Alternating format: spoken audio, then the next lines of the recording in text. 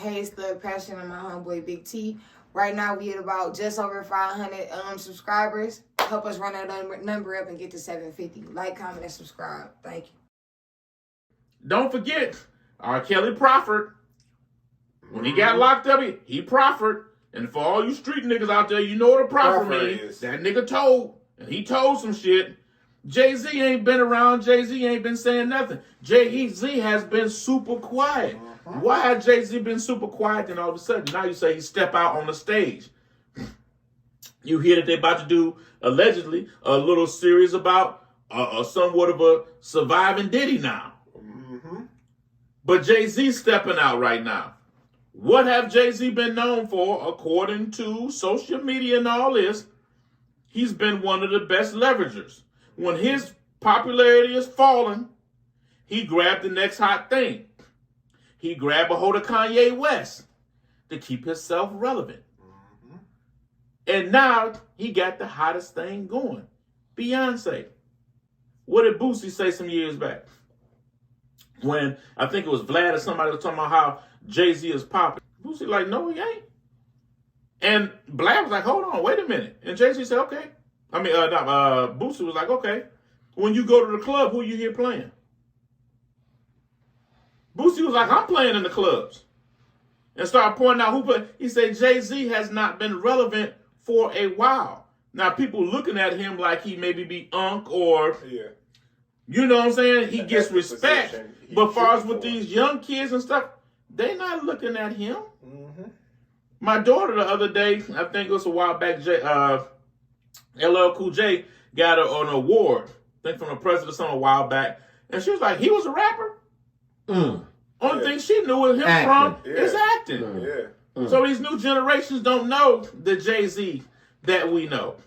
And I think by him jumping up there saying what he did on Beyonce's behalf, because he know how it worked out for Kanye.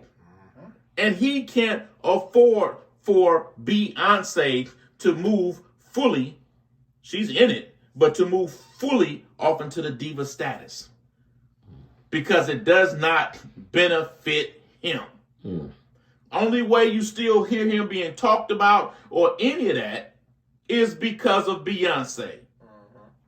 50 Cent, Dame Dash, and I don't know how many people said he's still relevant because of Beyonce. Beyonce is huge. Now, the same machine, not saying that Beyonce's not talent, but the same machine that helped pump up all them damn Grammys that Beyonce got, and I'm saying that based on my Michael Jacksons and Princes and people like that, is the same machine that's probably giving Taylor Swift Album of the Year all these times.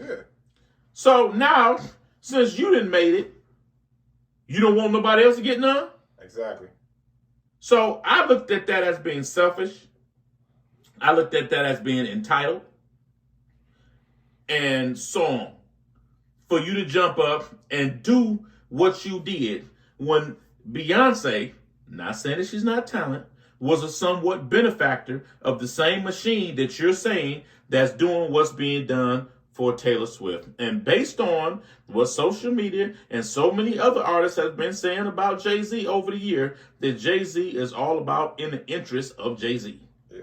And then to the Killer Mike situation, which just it's the perfect juxtaposition for America. Okay, you claim to want realism, you claim to want authentic art.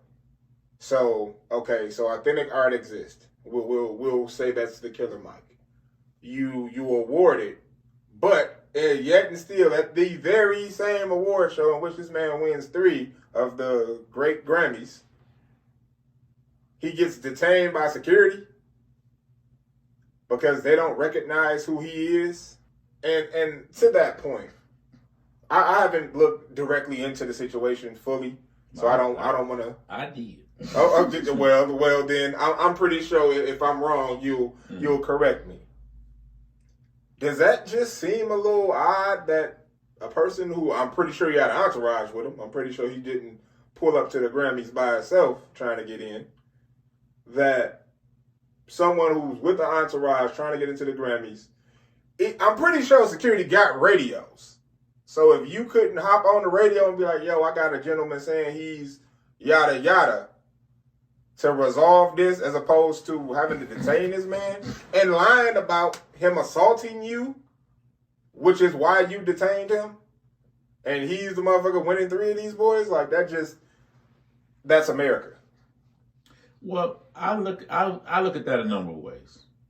I look at that at one.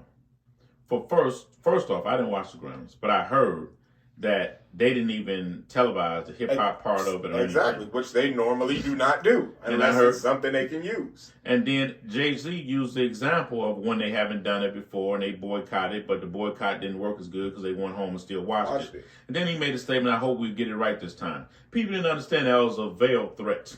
Mm-hmm. That was a threat to the Grammys. He said, because we all love you and we just want you to get it right. We just want you to get it right. That's how grown men with power threaten you.